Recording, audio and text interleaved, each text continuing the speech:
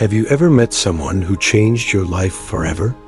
What if one small moment of courage could echo across centuries? Some names are written in history books. Others are etched into the soul of humanity. Marie Curie was more than a scientist. She was a woman who walked through fire and came out glowing with purpose. Beyond the Nobel Prizes and scientific accolades lies a story of human resilience.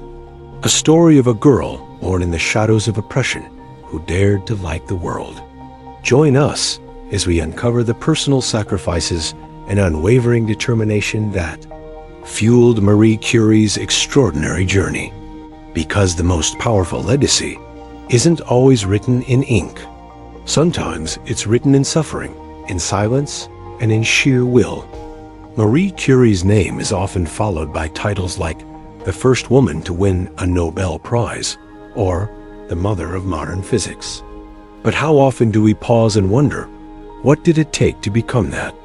What pain did she carry beneath the surface of her brilliance? What dreams did she whisper to herself in the quiet hours of despair? Born in an era when women were barely allowed to study science, Marie didn't just chase knowledge. She chased freedom. She chased dignity. And what she discovered along the way changed the world forever. Marie Curie's legacy is one of groundbreaking discoveries, but her story is far more captivating. It is the story of hidden struggles, of a relentless drive, of a woman who stood in the rain until the sky made room for her light. And today, we walk that path with her, step by step, heart to heart. She was born Maria Skłodowska in 1867 in Russian-occupied Poland, a time and place where dreams were crushed before they even began to breathe. Her father was a teacher, her mother a headmistress. Both carried knowledge in their bones and loss in their hearts. By the time Marie was just 10, she had already seen death too closely.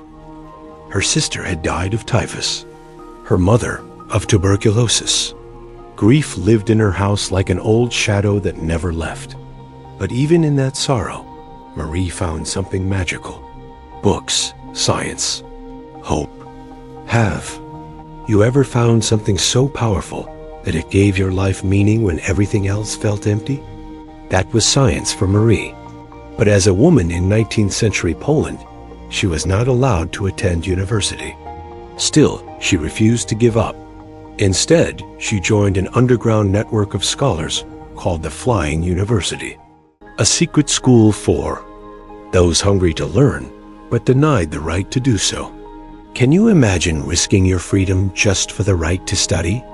Marie did, every day. And when she finally saved enough money, she left her homeland and moved to Paris. She was 24, alone, poor. She lived in a cold attic apartment where frost gathered on her blankets, and hunger often kept her awake at night. Yet even in that hardship, she studied relentlessly at the Sorbonne. Because for Marie, science wasn't just a subject. It was her way out, her rebellion, her lifeline. She had no room for fear, only purpose, only fire. And that fire would soon ignite something much greater than herself. Paris gave Marie Curie an education, but it did not give her acceptance. She graduated at the top of her class in physics. Yet doors remained closed. She was a woman in a man's world. Respected professors turned their backs. Labs turned her away. Funding was nearly impossible to find. Have you ever felt like your talent was seen but not welcomed? Marie did, every single day. But she didn't wait for approval. She built her own path. She began researching magnetic properties of steel. And soon, her work caught the attention of a brilliant physicist named Marie Curie. He was quiet, curious, gentle. Together, they spoke a language beyond words, a language of science, of wonder, of shared dreams. Pierre saw in Marie not just a brilliant mind, but an equal. They married in 1895, not with fanfare or riches, but with purpose. Instead of a wedding gown, she wore a dark blue lab dress she would later use in her research. Their honeymoon? A cycling trip through the French countryside. Two souls, pedaling toward a future they would change forever. Together, they set up a modest laboratory in a converted shed behind a school. The roof leaked, the floors were cracked, but the space was alive with discovery. They spent hours, days, years testing, grinding, isolating strange rays from mysterious substances. While the world doubted her, Pierre believed. While institutions hesitated, Marie persisted. And together, they began unraveling a mystery hidden in the very core of matter. They didn't know it yet, but they were on the verge of something historic. It began with a question. What was this strange, invisible energy that came from uranium? No one truly understood it. But Marie was fascinated, so she began to dig deeper. She crushed tons of pitchblende, a heavy black ore, by hand. She boiled it, filtered it, refined it, over and over. In the freezing winters and sweltering summers, she toiled in silence with Pierre by her side. The shed was filled with toxic dust, acid fumes, and broken equipment, but Marie never stopped. Can you imagine working day after day for years with no guarantee of success? Most would have given up, but Marie believed that hidden in that black ore was something extraordinary. And she was right.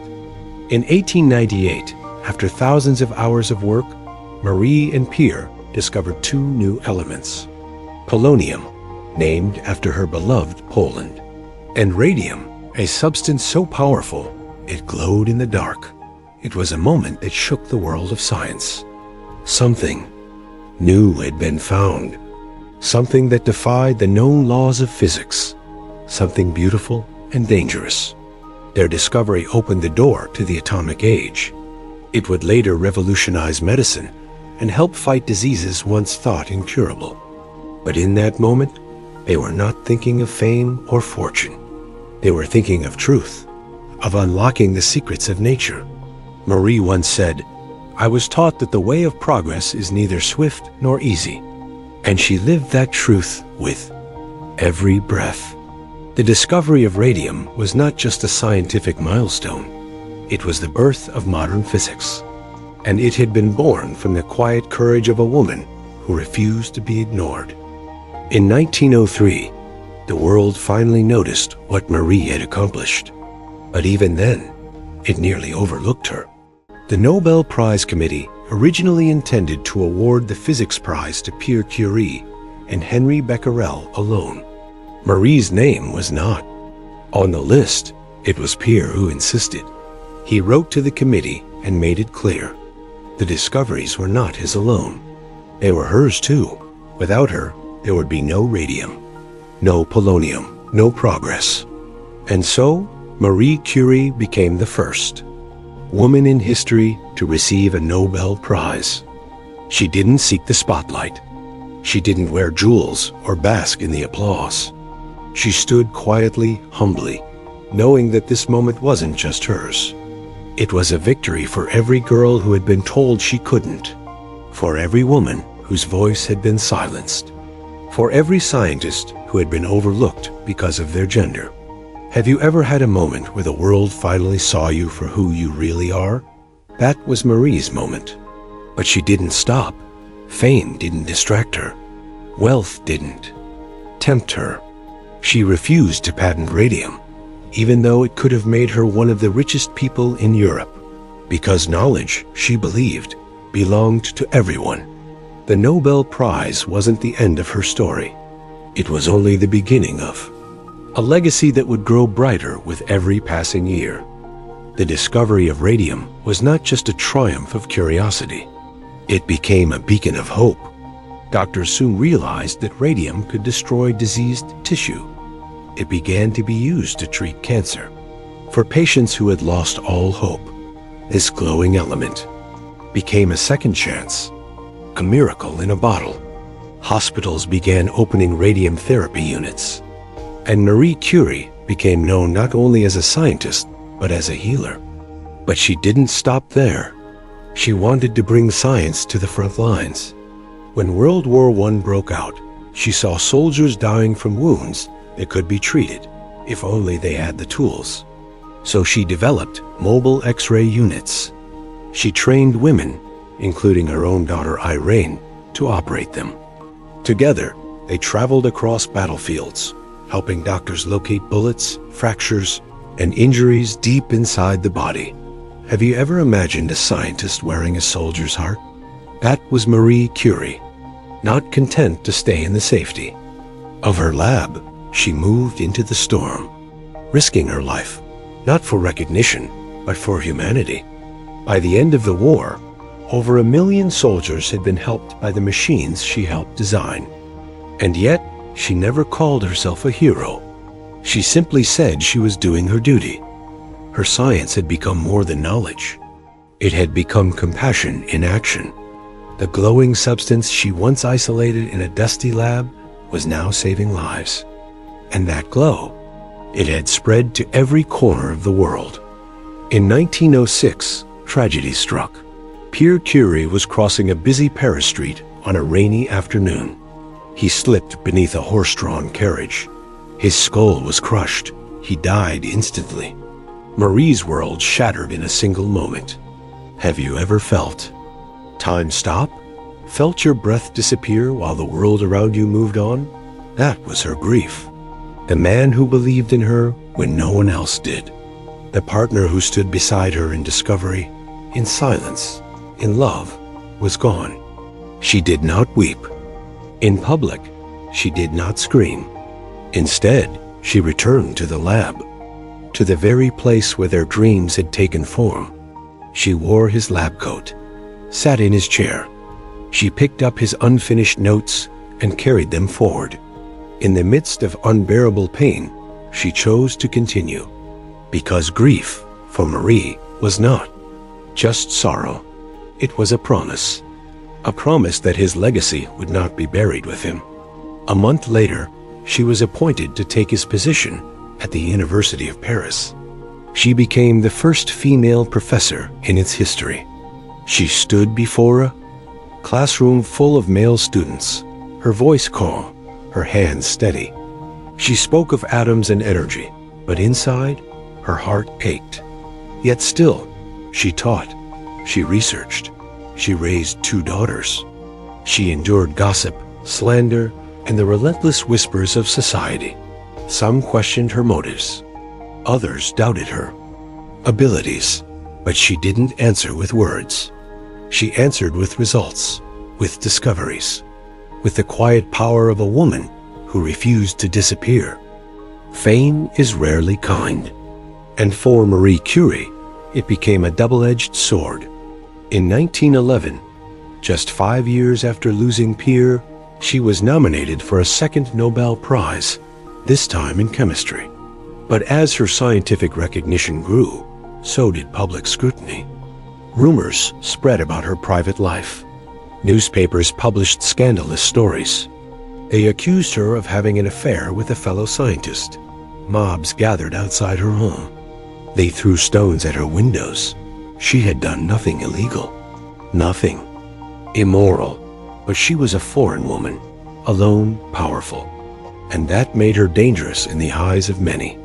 Have you ever been punished for simply being who you are? Marie had given the world knowledge, hope, healing, and yet it turned on her. Even the Nobel Committee asked her to decline the award for the sake of public peace, but she refused. She stood on that stage again, not in defiance, but in dignity. She received her second Nobel Prize, the first person ever to do so in 2 different scientific fields, not as a wife, not as a mother, but as Marie Curie, scientist, pioneer, human being. She once wrote, "There is nothing in life to be feared, only to be understood," and she lived by those words. No gossip could break her. No scandal could stop her. She continued her research, continued her teaching, continued her quiet, relentless pursuit of truth. In a world that constantly questioned her worth, Marie Curie chose to answer with brilliance. She became the first person, not just the first woman, to win 2 Nobel Prizes in 2 different sciences, physics and chemistry.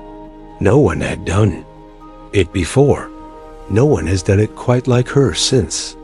She didn't have a powerful family. She didn't have wealth or privilege. She had books, she had pain, and she had purpose. Have you ever felt like the odds were stacked against you?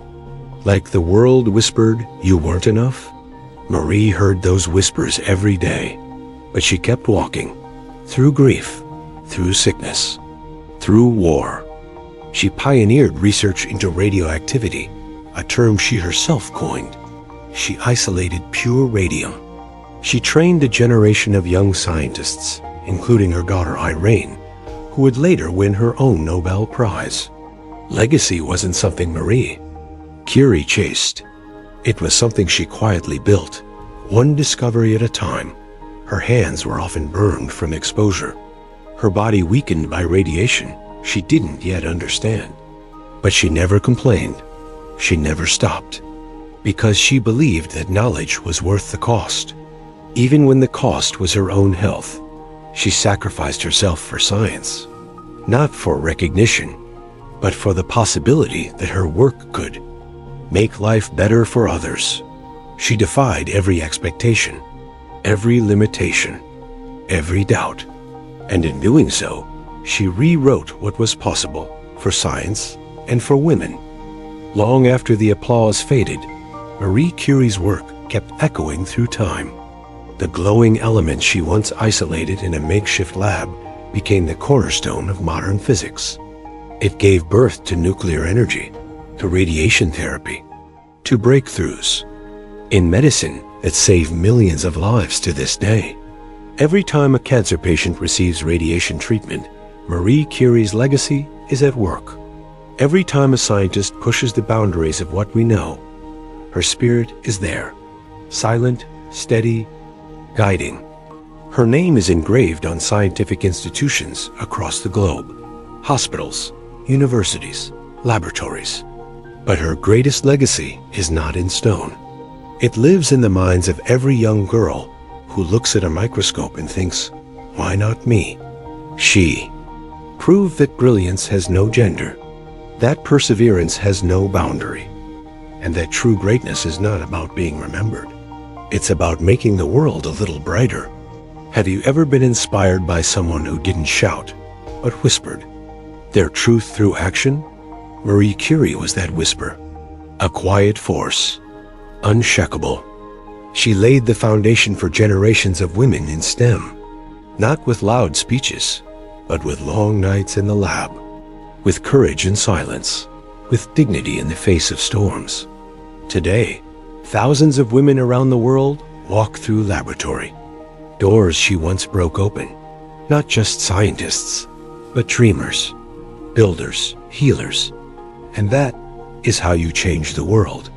One life, one choice, one discovery at a time. Behind every photograph of Marie Curie in a lab coat was a woman with a heart full of quiet warmth. She loved deeply. She laughed softly. She found joy in long walks and the sound of her daughter's voices. She wasn't just a scientist. She was a mother who tucked her children into bed after spending the day handling radioactive substances. A woman who read poetry between experiments, who cried alone when the world misunderstood her. She wrote letters filled with tenderness. Her favorite flower was a violet. Have you ever known someone whose strength came wrapped in gentleness? That was Marie. She never saw herself as a hero. She doubted herself more than once. She felt loneliness, especially in the years after Pierre's death. But still, she gave, not just to science, but to humanity. In her later years, she traveled the world to raise funds for research. She visited the United States, spoke with presidents, walked through universities where young women stood in awe. Yet through it all, she remained humble. She once turned down a prestigious medal because she didn't want to receive it in the same year as a weapon inventor. Her integrity was unshakable, her humility unmatched. Even in her final days, as her health declined from years of radiation exposure, she didn't regret a thing. She said, "Life is not easy for any of us, but what of that?" And then she smiled, because for Marie Curie, it was never about ease. It was always about meaning. What if one quiet life could move mountains? What if perseverance, not privilege, was the true key to greatness? Marie Curie's story reminds us that you don't need permission to dream. You don't need applause to keep going. All you need is belief. Belief in something greater than your circumstances. Belief in the value of your effort, even when no one is watching. She was told no, again and again. And yet, she found a way to say yes to herself. She faced loss, poverty, sickness, and scandal. But she never let any of it define her, because she knew her worth didn't come from outside praise. It came from the fire within. Her life teaches us that you don't have to shout to be heard. You don't have to follow the path. You can carve one. So whatever mountain you're standing in front of right now, whatever fear is whispering that you're not enough, think of her, the girl from Warsaw who broke every rule just to learn, the mother who worked with glowing poisons to save strangers, the woman who carried both sorrow and light in her hands, and still gave them to the world. If this story touched your heart, share it. Leave a comment below. Tell us what dream you're chasing, even when it's hard, because your story matters too, just like hers did. Like this video, subscribe for more life-changing stories, and help us honor the forgotten heroes who shaped our world. Because sometimes, the softest voices carry the loudest truths, and sometimes, the quietest lives leave behind the brightest light.